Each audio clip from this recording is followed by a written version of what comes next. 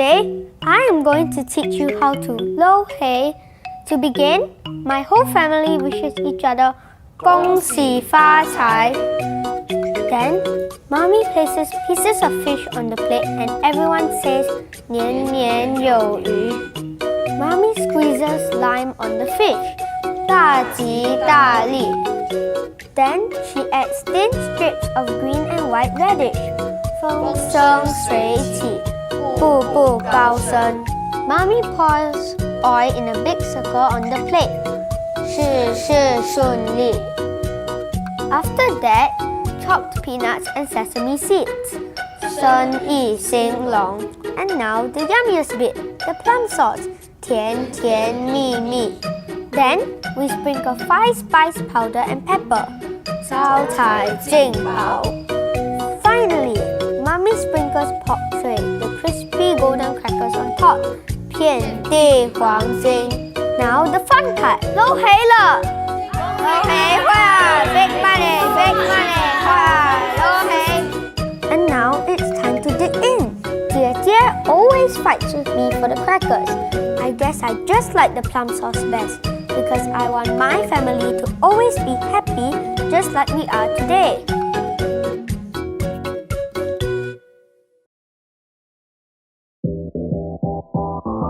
"2020 has made things a little different for all of us. With travel restrictions and safe management measures in place, we've had to adjust the way we spend our time outdoors to hang out with our friends and family. If you're keen to sightsee from the comfort of your homes, fret not. Now, you can explore the vibrant Singapore River as we navigate through a 3.2 km trail of scenery, history, food, and entertainment. First on our list is the historical Boat Quay. Situated at the southern bank of the Singapore River, Boat Quay is known for being a bustling commercial hub. Known to locals as the belly of the carp, in reference to its curved shape, which resembled the fish, Boat Quay was once a location where many go-downs or warehouses were built. Funny you should ask. As you stroll along Boat Quay, the path seems to dissect history. On one side are old, meticulously preserved shop houses. On the other, you'll spy sleek skyscrapers. Take your time to admire the carefully preserved shop houses along the area. While it evokes a timeless sense of nostalgia, don't you think these shop houses are also Instagram-worthy? Even hard-to-impress design connoisseurs will be wowed by these colorful heritage shop houses. Boat Quay houses Singapore's oldest suspension bridge. This is Cavenagh Bridge, unofficially known as the Love Bridge to some, was a location for a lot of proposals and wedding shoots. Built in 1869, it links Commercial Square on the south bank to the government quarter on the north bank of the river. Based on the vintage police notices that are still up, no vehicles, even cattle and horses, are allowed to cross to this date. What's more, there's art along the way. From the Cavenagh Bridge, continue your trail and you'll come across some of Singapore's remarkable structures along the riverside. Whether you're prone to nostalgia or keeping an eye firmly fixed on the future, the tiny enclave that is Boat Quay is definitely worth a visit. Second on our list is Singapore River's F&B and entertainment arena, Quay. Whether you're a born and bred local, long-time expat, or in-the-know tourist, you've probably been to this vibrant hotspot. Well, for starters, food, and more food. No trip to Quay is complete without tasting its diverse offerings.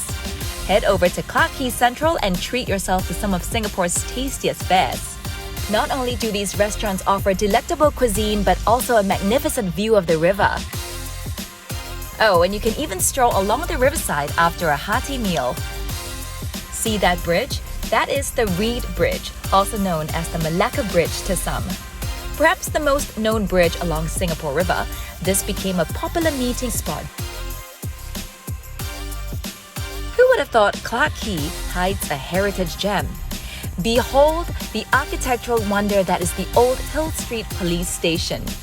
Famed for its Technicolor shutter and neo-Renaissance design, this rainbow-painted structure is a perfect spot for your next Instagram post. If there's a spot by the river that gives us the chillest ambiance, it's got to be the tranquil and lush Robertson Quay. Well, since you've asked, while it's quieter than Boat Quay and Clark Quay, Robertson Quay's beauty lies in its laid-back charm. If you're looking for a place to relax and unwind in the city, the answer is simply Robertson Quay. Whether it's the large trees and shady nooks or the lax yet lavish environment, there's just something enticing about Robertson Quay's chilled riverside. I, for one, think that Robertson Quay's laid-back air makes getting some downtime fully possible. Running across Robertson Quay is this significant bridge that boasts its unique multicolour design. With its vibrant hues, one simply can't miss Singapore's Bridge of Art, the Alcove Bridge. Do not leave without taking a picture of this kaleidoscope wonder. If you can't visit Singapore River anytime soon, I hope you've enjoyed this virtual trail. After all, what's not to love about the Singapore River? Find out more about the Singapore River at www.singapore-river.sg.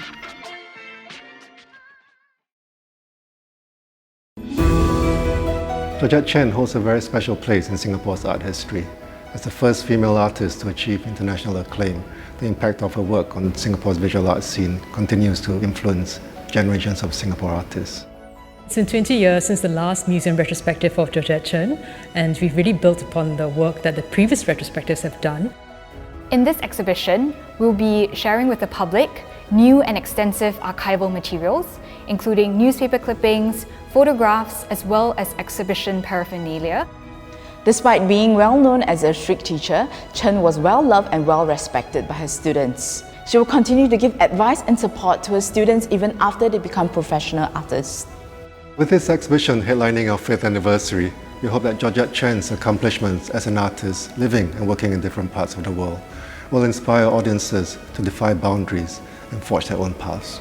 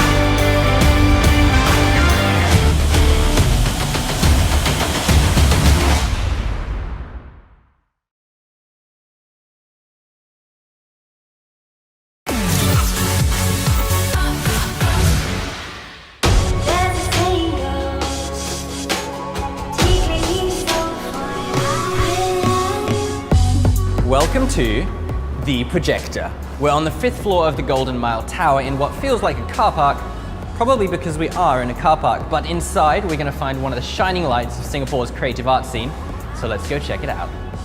The Projector is currently the only independent cinema space in Singapore.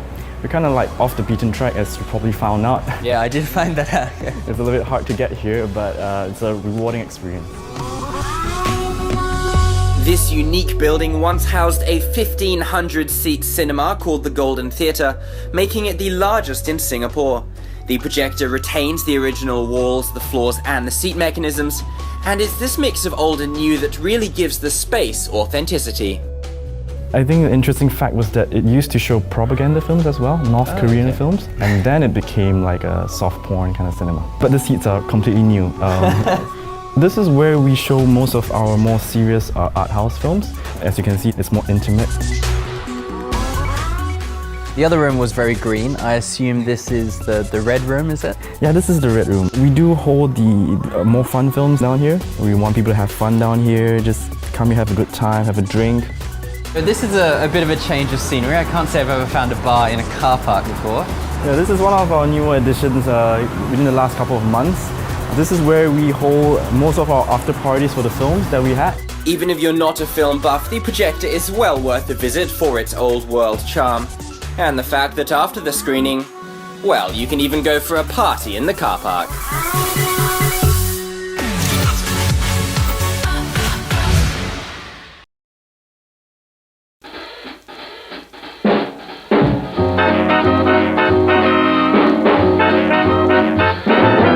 It all started from the day when my father passed me his old cameras, He got interest towards photography. So he said, okay, you want to continue photography, you want to take something, you can have it as my present. And that's the day I started. One of my cousin, he was an artist. The day once camera come in, all the painter who do realistic picture, the portrait picture, everybody lost their job. So based on his profession, cameras are their enemies. Then I said, okay, why don't we do something new? We accumulate all your enemies, put it at one place, and we do it in a unique way what others have not done it. Then he said, it's on, let's try, and that's how all it started.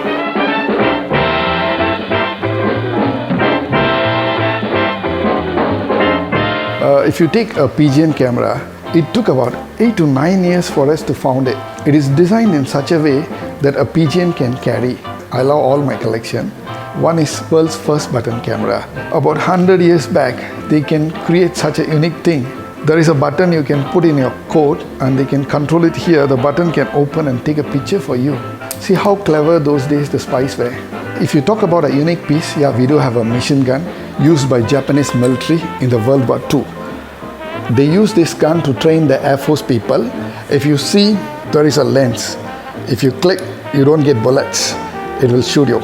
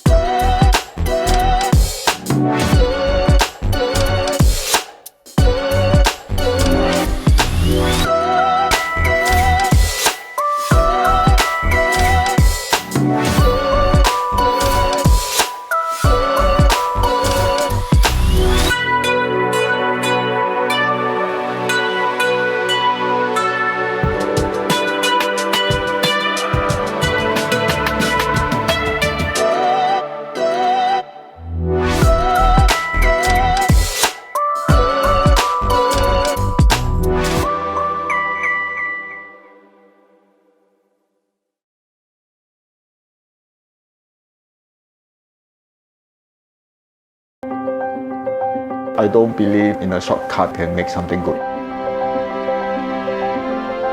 Brewery is one of my personal brands, and now I start to let it run by all my apprentices. My goal is to bring back the original, how to make a good suit, how a real tailor must be. We use the best quality fabric, and also we are using the best interlining fabric. It takes about 8 weeks to finish a bespoke suit. After taking measurement, we will start to do the pattern drafting. 1 or 2 fitting sessions will be done, and after revising the draft, it will take us almost 80 hours to finish the jacket by hand. We're trying to get something reach to the customer demand and request what he wants. So in the whole processing, the customer can enjoy very personalized service.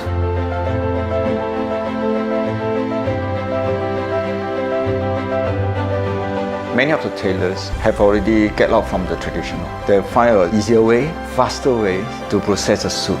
Don't care about what is the quality will turn out. Nowadays, not many people are willing to carry on the craft. It requires a lot of time and effort. I found that tailoring is what interested me the most. In fact, I love the traditional craftsmanship, so I don't wish the craft to die. We don't believe shortcut can get a good suit. So every steps we are follow exactly. So that's my idea to start the precisions.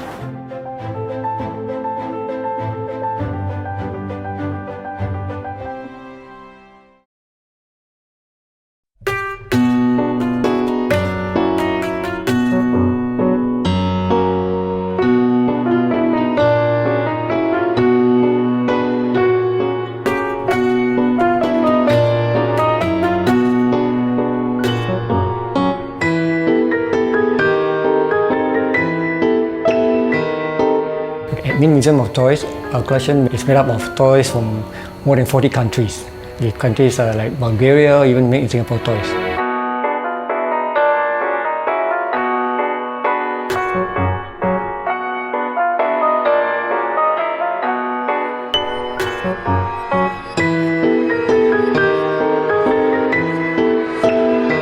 We have no windows in this museum, and the huge facade behind is to protect from the harmful rays of the sunlight, because our toys are all in mint or near mint condition.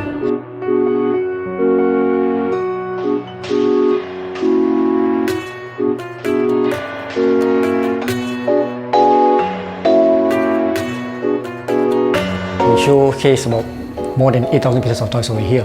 This is less than 10% of the owner's collection. Remaining 90% we store in warehouses.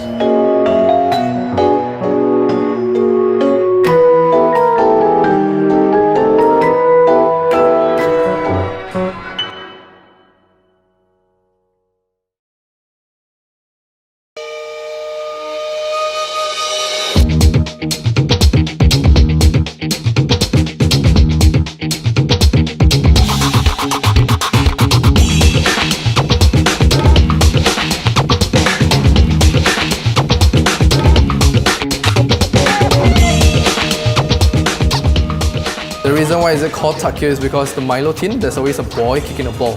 So what we do is we use Australian recipe Milo, mix it with bourbon, and let it sit for about 2 days.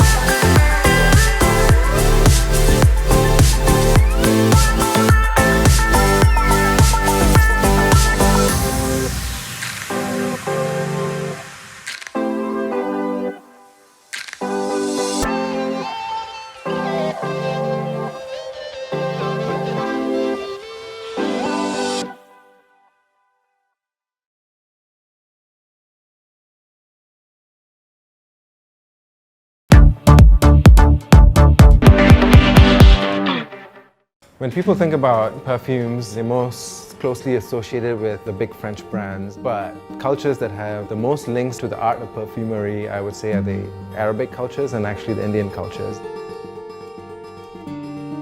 I'm actually in this trade because of my grandfather. He started a perfume shop here in the 1930s. A lot of what you see over here, we used to just keep it in the back room. You know, it's a messy process, but now people want to see the process more and more. Like an open kitchen, people want to see what happens. By doing it this way, you actually become a part of the process, and you get to choose your ingredients. It's not just a finished product that you're buying, but you've inserted yourself into the process as well.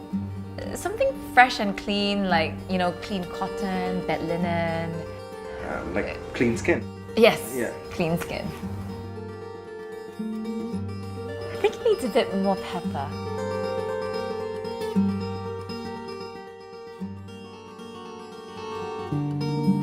Bottle it up for me, please. I hope that people start to see perfumes as an experience rather than just as a finished product that you pick up off a shelf.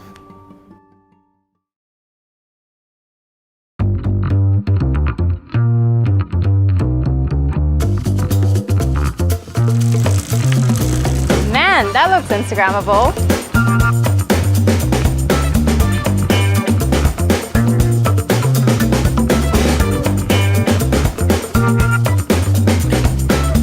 Being Instagrammable is all well and good, but the food's gotta be great as well.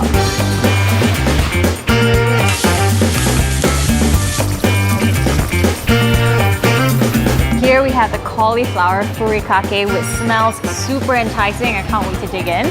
Vegetables never tasted so good. Got the grilled portobello salad right in front of me, and I can't wait to tuck in. Here's Here's the Eggs Benedict, and the eggs are the best in Singapore. Organic grade A eggs. Oh, check that out.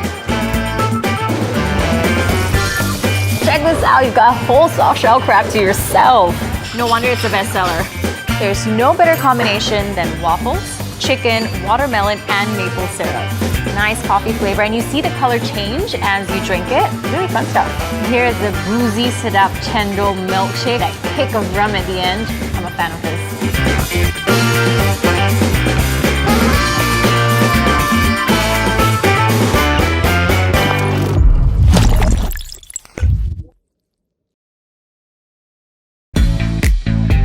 There are bars, and then there are cool bars by the beach.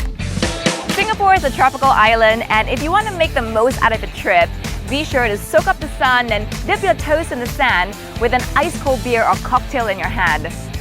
I'm now at Seaside Siloso Beach, Sentosa, where you'll find a collective of bars such as Sandbar, Coast, and breaking the charm and rustic beach afternoon vibe is Bikini Bar, where the legendary quarterly beach party Bikini Rocks is held. Let's check it out.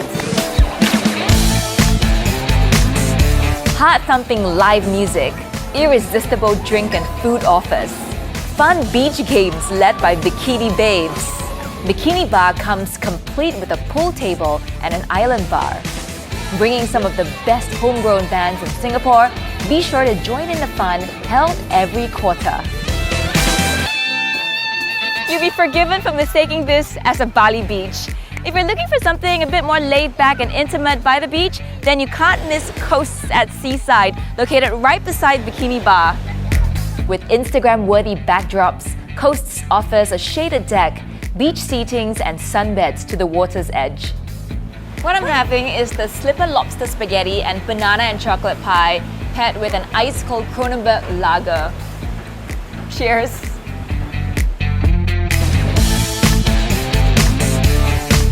After a hearty lunch, what better way to spend your lazy evenings than to rest and relax on one of Sandbar's new and comfortable beanbag lounges? And if you're still hungry, remember to try their roasted meats, mini burgers, and tasty desserts. The ultimate beach dining experience is never complete without live music spun by Sandbar's very own DJ. Glorious sunset, spectacular daily fireworks. Sometimes the best experiences come free. Seaside, the ultimate beachfront experience. Check out the website below for more.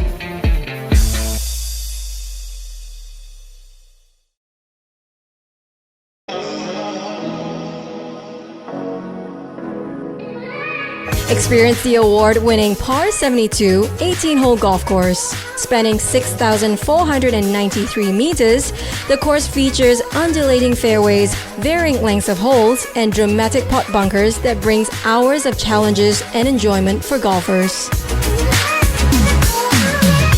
Marina Bay Golf Course is one of the few golf courses in Singapore open for night golfing. So don't let the fun stop when the sun sets. Marina Bay Golf Course offers everything a discerning golfer could ask for.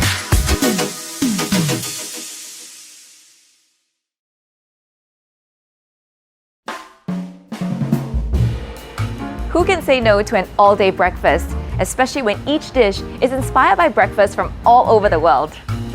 I'm here at Wild Honey, a breakfast place that's always buzzing with activity any time of the day. A wildly popular restaurant, Wild Honey's menu features an incredible choice of breakfast from different countries. Think Tunisian, Norwegian, Canadian, Scandinavian, and many more. It's what I call a global gastronomical adventure. If you fancy something vegetarian, there's a huge range to choose from. Today, I'm having the Flinders Lane.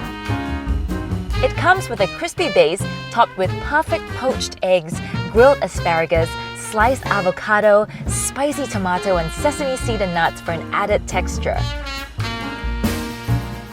Highly recommended for brain food lovers. And I always pair my breakfast with a cup of excellent coffee from the Common Man Coffee Roasters.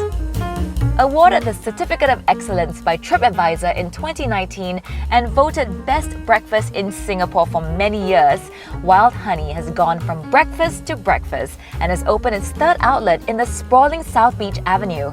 Wild Honey opens from as early as 8 a.m, but do check out each outlet's operating hours. You'll find Wild Honey at these 3 locations: Wild Honey Mandarin Gallery, Wild Honey Scott Square, and Wild Honey South Beach.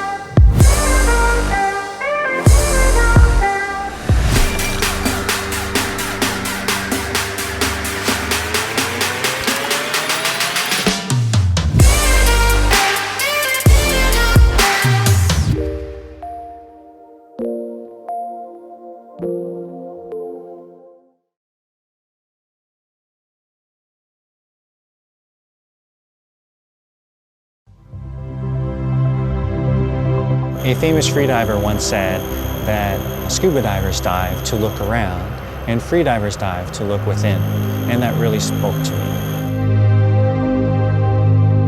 I went to Hawaii, the big island of Kona, and I tried just diving off of shore. All of a sudden, I could hear the humpbacks offshore. So loudly, they was reverberating in my chest. You couldn't hear them from the surface, and you wouldn't have been able to hear them if you were scuba diving. And so I thought, oh wow, this is really amazing. You get these incredible experiences. I should try this. And so that's where I started. I'm Chris. I would describe myself as being post-corporate. I used to work for a company, and now I'm doing things for myself. Freediving can change someone's life, and has changed my life. It is a mind-body discipline. It opens up experiences that are not available to everybody. In fact, only a tiny fraction of the world will ever be able to experience the things that you can see and feel while you're freediving. My hands are still tingling and my heart is still beating really fast right now.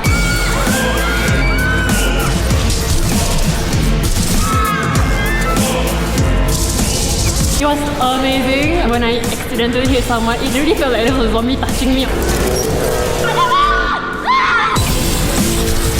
It feels so big in there. It's intense, it's scary, and it's a workout. It was insane. It was so much fun. It was awesome. I felt like I was in a zombie apocalypse myself.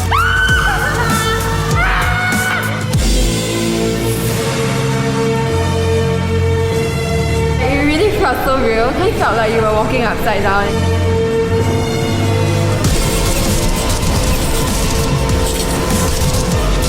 I was so into the game. We just kept shouting. It was out of the ordinary. It was so fun.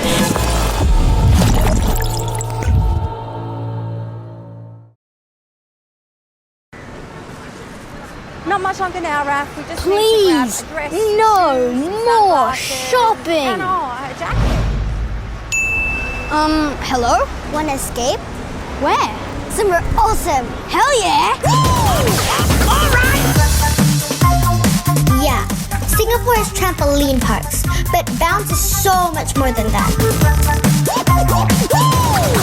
Alright! Yo, Rafi, can you do a flip? No, can you show me how? So all you need to do, 1, up.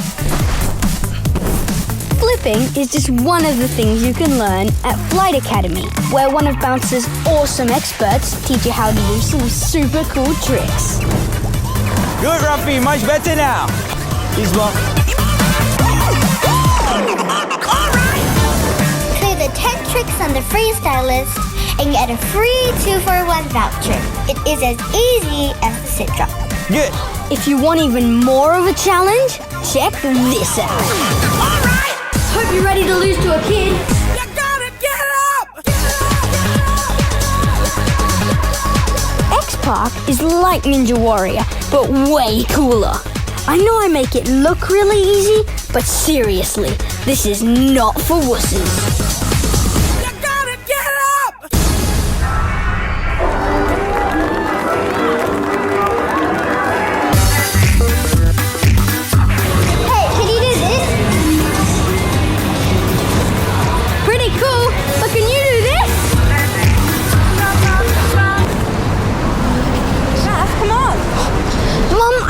To do some shopping, but can we take a break for just an hour?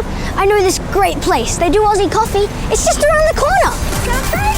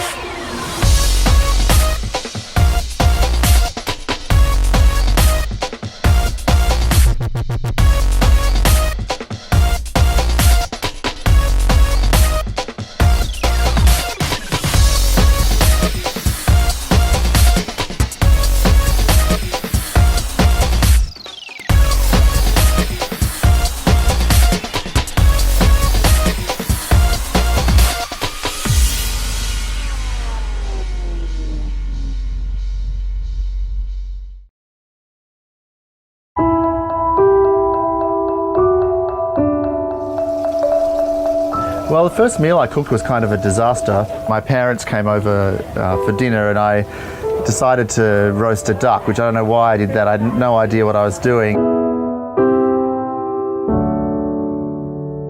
I remember Dad very sort of politely saying, yes, it takes a certain skill to cook duck.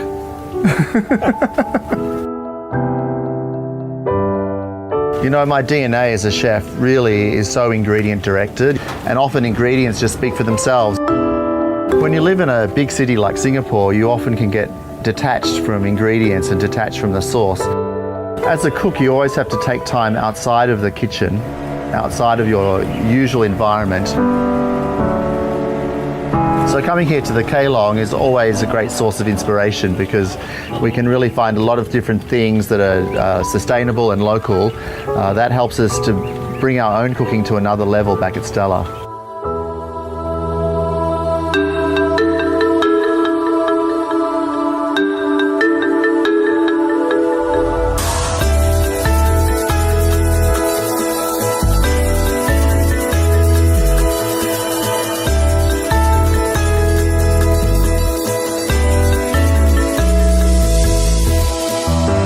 The best cooking is really something that's very personal.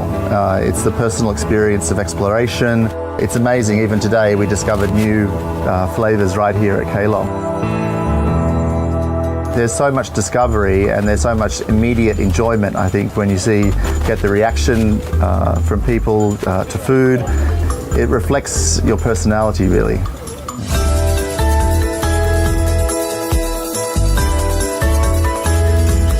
The day of the chef being the one that says, okay, this is what you're going to eat, and that is gone. So having this connection with where the ingredients come from, I try to bring that into our whole environment in terms of Stella. All the rest of the chefs, I want them to feel equally as passionate about the sourcing, about the producers, because I know that just always elevates the flavors that we want to produce to another level.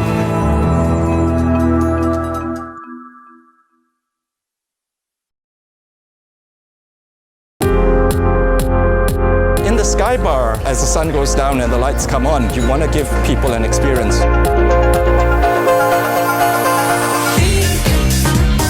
There was one that actually made someone cry once. That was the first time I've ever experienced that here. I would drop music from Africa and I play stuff from Latin America. I play a bit of hip hop and I'll move in and out to kind of fit the space there. For me, I'm so lucky to have a view like that. From the time I started work here, this is the one thing that I always marvel at, and I never get tired of this view. The club sound beyond 10 p.m. is always a little bit more mainstream, a little bit more digestible for the people who come up here. Because you not only have tourists, you have hotel guests, and you do have people who want to club. I think there's something for everyone.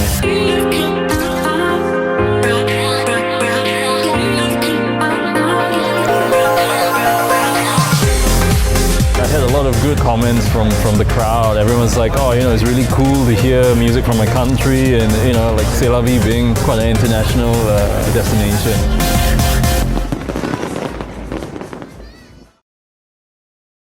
Hi, I'm Valentina and I moved here in Singapore 3 months ago. I've heard about this Italian restaurant, so let's see if this Italian restaurant can have my food craving.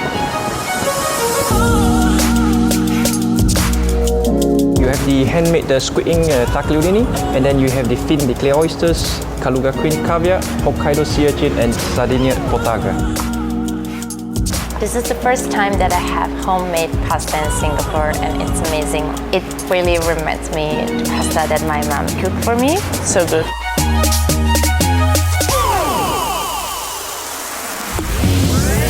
This meat is so tender and juicy, and it's very well cooked. I enjoyed my time here, having good drinks, listening to a jazz band in this beautiful location. And I can definitely say that this is the best Italian restaurant I've ever tried here in Singapore.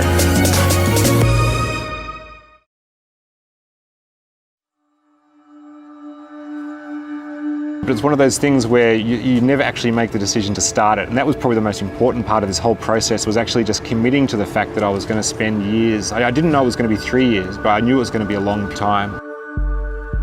And I went through periods of confidence and near depression on this shoot.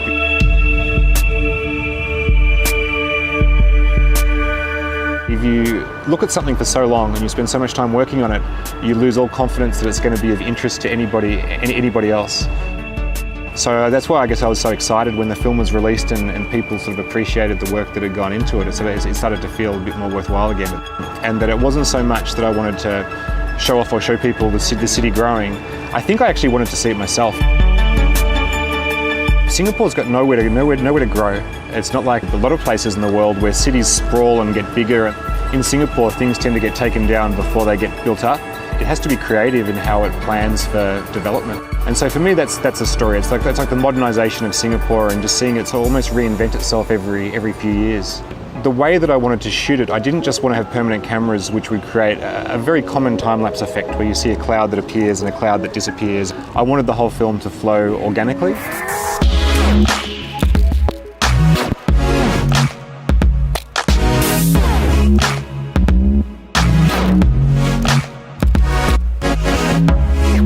So I had to do a lot of planning, and started with about 30 core shots. By the end of the film, it grew to about 70 locations around the city.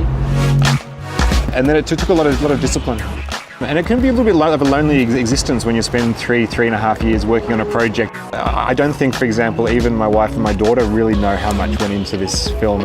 But I really do enjoy being like an outside observer. And even though the techniques have changed throughout all of my films, there's still a sense that it's almost like you're in a separate place when you're looking at the city. So I'm not really getting in people's faces with cameras. I'm more just somebody who's sort of quietly off to the side, looking at the world from a distance.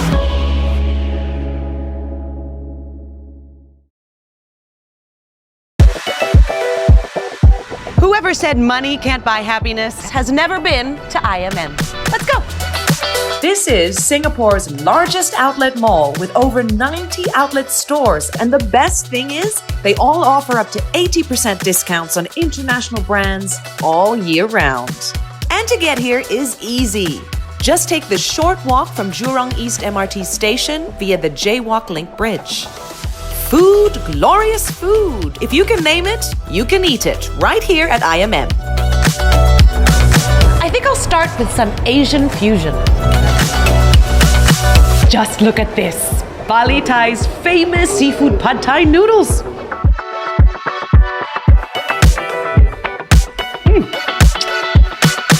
I'm finally ready to hunt for a whole new wardrobe. And where better place to start than a woman's most important accessory, the handbag.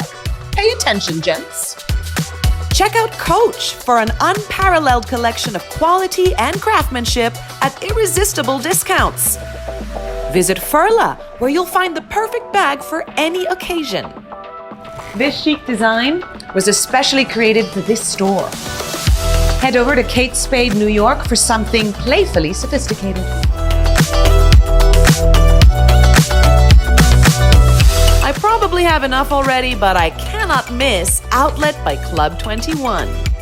This outlet features a well-curated collection of both men's and women's apparel. Ooh, I found the perfect dress. Sakor is one of my favorite lifestyle brands that caters for men, women, and kids. And the best part, you can get up to 75% discount any time of the year. From heels to flats and wedges to sneakers, Charles & Keith has the perfect fit for you at discounted prices. A lady can never have too many shoes. Shopping is a very physical activity. Luckily, there's an abundance of athleisure wear at IMM too. At Under Armour, you can kit yourself from head to toe while saving up to 50% off recommended retail prices. If you're a visiting tourist, be sure to pick up the IMM Tourist Privilege booklet at the customer service counter on level 1 to enjoy exclusive offers. And if all that isn't enough to satisfy your shopping appetite, you could always head over to Westgate or J-Cube malls, which are just a short walk away from IMM. IMM, Westgate, and J-Cube are the ultimate mega mall experiences in Singapore. It's been a fantastic day of retail therapy and exercise. I've got all this to take home and I've saved more than I've paid. Better get a cab. Visit IMM, Singapore's largest outlet mall today, and experience shopping like never before.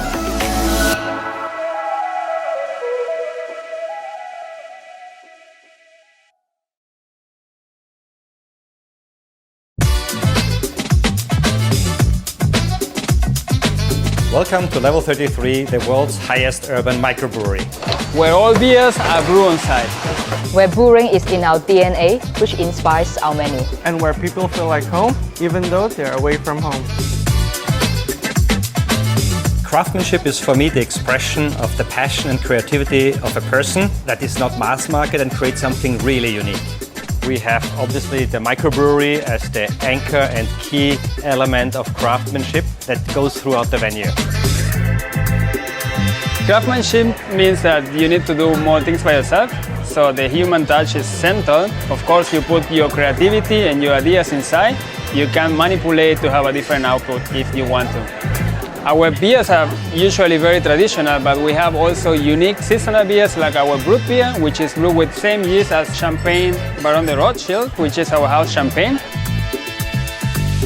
So after 8 very successful years here at Level 33, we wanted to address our customer needs by creating a more formal environment in the dining room and a social, more vibrant, cozy environment here in the social area, and a beautiful raw and seafood oyster bar behind me with best view of the bay. I think first of all, Level 33 being the world's highest urban microbrewery, this is our uniqueness, this is our heart. So when we think about food, it's okay, what can we deliver here, taking advantage of the brewery. So we start to think, okay, the beer we can use, but also the byproduct, which is spent grains. We are now offering a contemporary cuisine where yeast meets West. So it's a modern, food focus, but also brewery-inspired cuisine. So I guess that's what really makes us unique, because we are a restaurant in a brewery and we are making use of that as well. Cooking from Chef Artisan, then we have Gabriel's Beer and Martin's Visions. I think somehow we are the bridge connecting points of all these elements towards the guest, especially with the new cuisine that we have, contemporary, to transform somehow with food and beer. We always try to blend it together and showcase this to the guest. I recommend Level 33 to my family and friends because it's a unique experience. From the food beverage offer, you have the obviously homemade beers. We have a beautiful wine selection with boutique wines from all over the world. And the dining options range from the formal dining for corporate lunches or dinners to here to the social area or on the terrace with beautiful drinks, finger food and everything paired with a unique, magnificent bay view.